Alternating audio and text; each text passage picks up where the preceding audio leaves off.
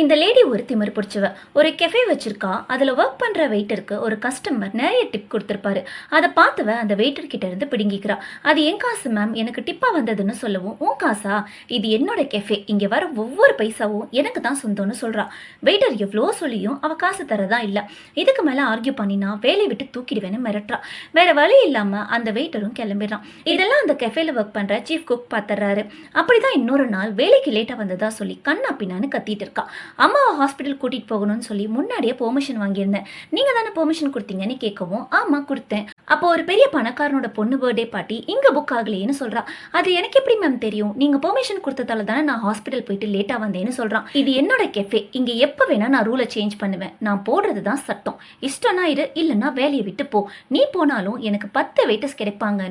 நீ தெருவில் தான் நிற்கணும்னு சொல்கிறா. சரி, என் சேலரியை கொடுங்க, நான் கிளம்புறேன்னு கேட்டா, இவ்வளோ நேரம் என் டைமை வேஸ்ட் பண்ணதுக்கு எல்லாம் கழிஞ்சு போச்சுன்னு சொல்லி அந்த வெயிட்டரை பிடிச்சி தள்ளி வெளியில போகணும்னு சொல்றா. இதெல்லாம் பார்த்துச்சு. நானும் ரொம்ப நாளா பாக்குறேன், எல்லா ஒர்க்கர்ஸ் கிட்டையும் ரொம்ப கேவலமா நடந்துக்கிறீங்க. இன்னைக்கு இவன் கிட்ட லிமிட்டை கிராஸ் பண்ணிட்டீங்கன்னு கேட்கறான். நீ போய் வேலையை பாருன்னு சொல்றா. முடியாது மேம், நாங்க காசுக்காக தான் வேலை செய்யறோம். அதுக்காக நீங்க எப்படி வேணா நடத்தலான்னு அர்த்தம் இல்லைன்னு சொல்றப்போ, உன்னை ஏதாச்சும் சொன்னா போய் வேலையை பாருன்னு திட்டுறா. அப்படியா, அப்போ எனக்கு இந்த வேலை வேணாம். இன்னைக்கு இவனுக்கு நடந்தது நாளைக்கு எங்களை யாருக்கு வேணா நடக்கலாம்னு சொல்றா. இதெல்லாம் கேட்டவ, இன்னைக்கு பாட்டி இருக்கு, நீ தான் சீஃப், நீயே இப்படி பண்ணா எப்படி, நான் வேற அட்வான்ஸ் வாங்கிட்டேனேன்னு பயப்படுறா. நீங்க தானே சொன்னீங்க நாங்க வேலை விட்டா எங்களை மாதிரி 10 பேரை கொண்டு வருவேன்னு, அப்படி யாரையாச்சும் கொண்டு வந்து குக் பண்ண சொல்லுங்கன்னு சொன்னதும் வெயிட்டர் கிட்ட பேருக்கு மன்னிப்பு கேட்கறா.